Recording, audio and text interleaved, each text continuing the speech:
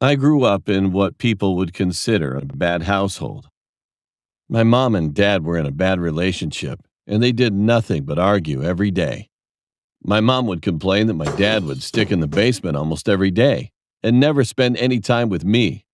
And my dad would always have the same response, that he's doing research down there. The only problem was that we were prohibited from going down to the basement. 3 locks were built into the basement door, and he kept his one key on his old keyring. The key had a torn blue sticker at the bottom of it with a brown rusty tip. However, my mom finally got a hold of it somehow. And that same day when I came home from school, Dad suddenly told me she left us for another man. He seemed truly broken and sunk in his misery. So I tried pretending to be normal at first. But I couldn't stop crying like a baby when I finally got back in my room. After a few months of emotional breakdowns, my dad finally got over it. Furthermore, he started to visit the basement more consistently to the point where I would feel like I lived alone. I kept thinking my dad was working very hard, since I saw him being very distraught after coming upstairs from the basement. I thought everything was fine until I started hearing noises at night. They weren't just regular noises. It was kind of someone's crying and scream of agony.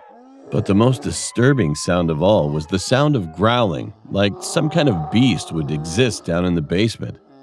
The next morning, I complained to my dad, but he acted like he had no idea what I was talking about as he walked past me to get ready for work.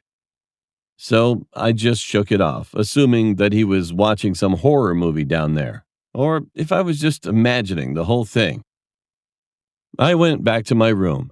As it was the weekend, I was ready to catch up on some Saturday morning cartoons. I turned on my TV, and as I got ready to change the channel, I heard a familiar name.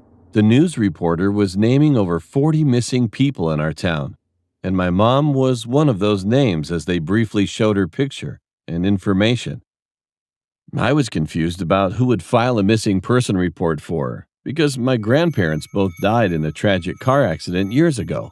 She had no siblings, and my dad told me she left us for another man. I wanted to inform my dad, but soon I was concerned it would make him depressed again. And in a way, I was still angry at her for leaving us. So I ignored it and changed the channel. A few minutes later, my dad came in to tell me he was leaving for work. He gave me a kiss on my forehead and informed me that he'd be back later that night. After he left, I invited my best friend Austin to come over. He then arrived shortly after, and we played a game on my PlayStation. As we were about to plunge into the game, we suddenly heard a strange noise coming from the basement. "What was that?" Austin asked, being confused. "I don't know. My dad does some kinds of experiments down there. It's probably a rat or something." Austin looked amused. "No, dude, we can't go down there. My dad said so," I said quickly, bringing an end to Austin's excitement. It has no reason to doubt that Austin was disappointed. Then he asked for something to drink, so I went to the kitchen to get some juice for him. However, I was hit with a foul odor of something rotting as soon as I arrived in the kitchen. I looked around to see what could be the cause of the smell, and I found that the basement door was cracked open. I went to close it, but the curiosity got the best of me. So I called Austin to help me investigate. We darted down the stairs to the basement, clenching our noses at that horrible smell. It was dark until Austin found a light switch and quickly flicked it on.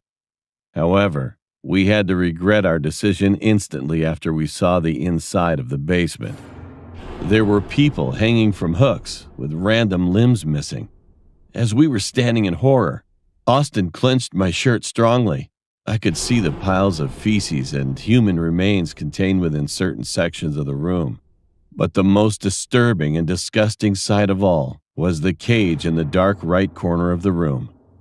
The inside of it seemed to be a person sleeping at first, but as it looked up, I quickly realized that thing was not a person. What is that?" Austin shouted, shaking with fear. I ignored his question. To be more specific, I couldn't answer. That thing was indescribably frightening. It looked like a deformed human with its mouth filled with crooked and ragged teeth covering a majority of its face. Its face pointed outward, with creases where the nose should be. The eyes were bulging out of its head as it fixated its glance toward Austin and me. "Food," it said to us slowly with excitement and a malicious voice. Then it started clawing at the iron bars of the cage with its needle-like hands. I sat there in horror until Austin grabbed my wrist. We ran up the stairs scrambling for the escape and shut the door. After I made sure it was perfectly locked, I saw Austin sitting on the carpet floor with his knees to his chest. Once we had a few moments of silence, I then finally realized what really happened to my mom and those missing people in our town. At that instant, Austin muttered like this: "Your dad, he was feeding those people to that thing. Now, what should I do now?"